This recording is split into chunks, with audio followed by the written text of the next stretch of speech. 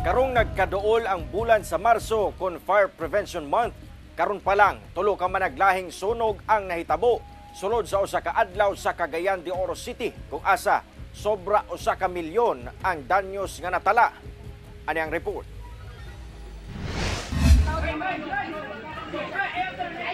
Nagpagang kalayo ug daw napuro na sa itom nga aso ang kalangitan. Ingon ani ang sitwasyon. Human miulbo ang usa ka dakong sunog sa Ramonal Village, Barangay Kamaman-an, Cagayan de Oro City adlong Domingo. Sa videong kuha ni George Abesha, kita pa ang paspas nga paglamoy sa kalayo sa mga kabalayan sa lugar.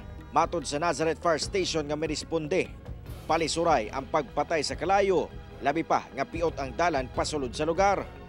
Sa ilang tala, ana sa kapin na pulo ka mga panimalay ang naugdaw kung asa na pulo sab ang banay nga apektado. Anaa sa 900,000 pesos ang damyos nga natala sa sunog. Matud pa sa itong investigator, naiyas two-story mo gani siya, naikuan kay boarding house to ni siya.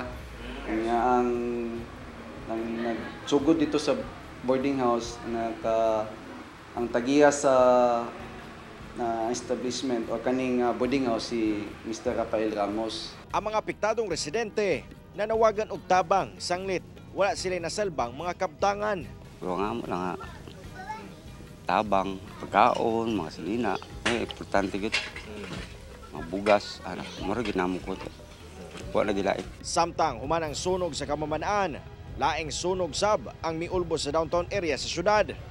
Sa kuwang video ni Jem Bombeo, kita ang kalayo nga may gawas na sa atop sa usa ka patigayon sa Vélez Street ning syudad. Gilayong gisecure sa PNP o uban pang law enforcers ang lugar. Una nakaresponde ang kabumbiruhan sa lugar. Gilayong rasab na kontrola ang sunog. Samtang laing sunog sab ang miulbo sa Zone 4 Ilaya, Barangay Carmen.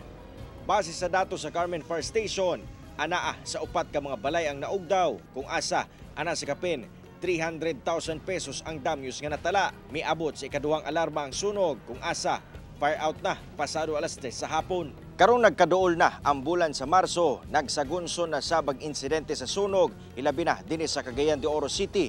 Busa ang pahimangno sa atong kabumbiruhan nga bantayan gayod ang linya sa kuryente ingon man ang paggamit og kalayo aron malikay sa disgrasya.